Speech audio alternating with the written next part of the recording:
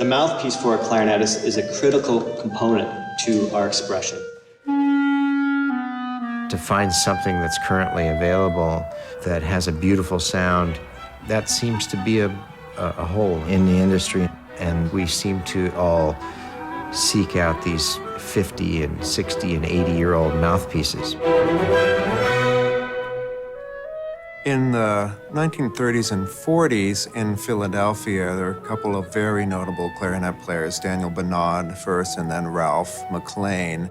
The American orchestras of that time were huge. One can only imagine Daniel Bernard needed some equipment that was going to project his wonderful sound.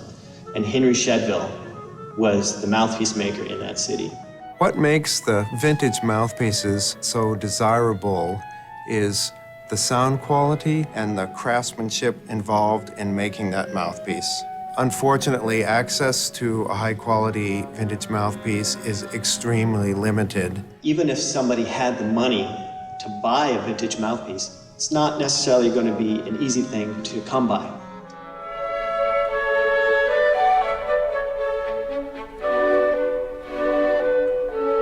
The goal of this whole project was to create a mouthpiece that would be very, very consistent, great playing, great sounding, and be accessible to everybody.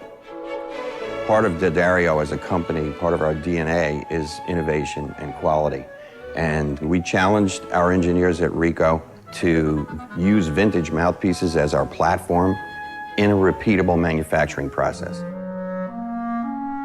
The Rico Reserve mouthpiece was designed based on study of many, many vintage mouthpieces. We went through what is called the CT scan, which is very similar to like when you go to the hospital, and really try to see every detail that is creating that acoustical sound. Hundreds, maybe thousands of samples were made over the year and a half of developing this. And we have now found a way where we can make by machine the kind of mouthpieces and with the kind of artistry that I do by hand. Most modern mouthpieces are made from injection molds. That process inherently by its nature leads to a great deal of variability. Using rod rubber and milling the mouthpieces allows us to control the tolerances to a far higher degree. We are holding tolerances of a 0.5 of an inch.